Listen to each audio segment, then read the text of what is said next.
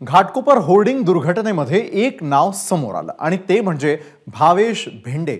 हा भावेश भेंडेच बेकायदा होर्डिंगचा करता धरताय। होर्डिंग दुर्घटनेनंतर आपलं कुटुंब घेऊन मध्यरात्रीच या पठ्ठ्यानं मुंबई सोडलेली असून त्याचा फोनही बंद आहे। तो कुठे गेलाय, कुणाच्या वरदहस्तानं गायब झालाय हे लवकरच समोर येईलच। पण भावेश भेंडे कोण आहे, काय आहे त्याची कुंडली, याचा हा स्पेशल रिपोर्ट। हातावर टॅटू, डोळ्यांवर गॉगल घालून मनगटावर महागडं घड्याळ आणि खुर्चीवर टेचात दिलेली पोज, हा आहे भावेश भेंडे।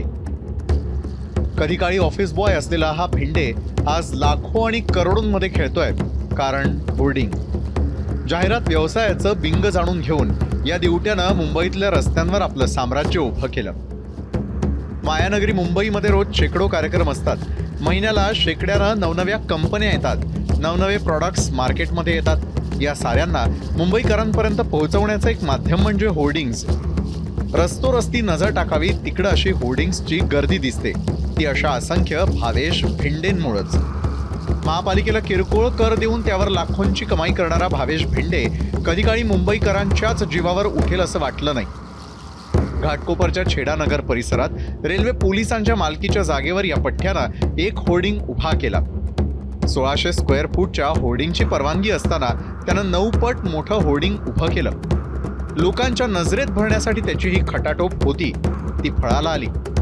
हे होर्डिंग मुंबईच काय जगातलं सर्वात मोठं होर्डिंग बनलं आणि लिम्का बुक ऑफ रेकॉर्डमध्ये त्याची नोंद झाली। होर्डिंगला असा नावलौकिक मिळाला तरी त्याचा पाया कच्चा होता। हजारो टन वजनाचं लोखंड वापरलं, पण त्यासाठी पाया मजबूत बनवला नाही। मग असलं होर्डिंग जमीनदोस्त होणार नाही तर काय होणार? या भावेश भेंडेबद्दल अजून माहिती अशी आहे, Bhavesh Bhende ego media private लिमिटेडचा संचालक आणि मालक आहे। गुजू असं त्याचं टोपण नाव सुद्धा आहे। गुजू ॲडव्हर्टाइज या नावानं तो जाहिरात संस्थाही चालवत होता, पण त्याच्याविरुद्ध तक्रारी आल्यानंतर मुंबई महापालिकेनं ती काळ्या यादीत टाकली। महापालिकेच्या या कारवाईनंतरच या महाभागानं इगो मीडिया नावानं नवी कंपनी स्थापन केली। घाटकोपर ते ठाणे या परिसरात गुजरात्यांची संख्या जास्त आहे, इथेच या भावेशचा धंदा बहरलाय। या पट्ट्यातल्या अनेक होर्डिंगवरच्या जाहिराती हा भावेशच करतो। भावेशच्या घरचा पत्ता मुलुंडचा आहे, पण मुलुंडऐवजी दुसरीकडेच कुठेतरी त्याचं वास्तव्य असण्याची शक्यता आहे। घाटकोपर दुर्घटनेनंतर मुंबईचे पोलीस रात्रीच भावेशच्या या पत्त्यावर पोहोचले, पण तो कुटुंबासह फरार झाला होता आणि त्याचा फोनही बंद आहे। भावेश भेंडेची मुंबईमध्ये अनेक होर्डिंग्स आहेत आणि ते उभारताना त्यानं 21 वेळा नियमांचा भंग केलाय। याबद्दल त्याच्याविरुद्ध तक्रारी येऊन गुन्हेही दाखल झालेत। भावेश भेंडे विरुद्ध जानेवारी 2024 मध्ये मुलुंड पोलिसांमध्ये बलात्काराचा गुन्हाही दाखल झाला असून त्याची चौकशीही सुरू आहे।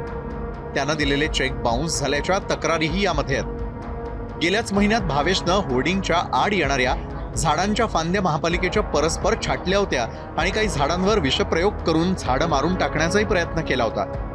याबद्दल मुंबई महापालिकेनं रेल्वे प्रशासनाला नोटीस देऊन भावेशचा परवाना रद्द करा असे आदेश दिले होते।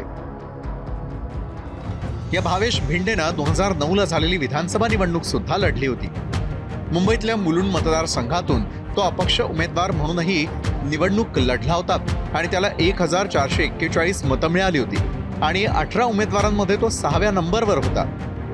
14 निष्पाप मुंबईकरांना मारून फरार झालेला हा भावेश गुजराती आहे। तो कुठं लपून बसलाय हे मुंबई पोलिसांना शोधायला वेळ लागणार नाही, फक्त सरकारनं इच्छाशक्ती दाखवली पाहिजे। ब्युरो रिपोर्ट, एबीपी माझा। एबीपी माझा, उघडा डोळे बघा नीट।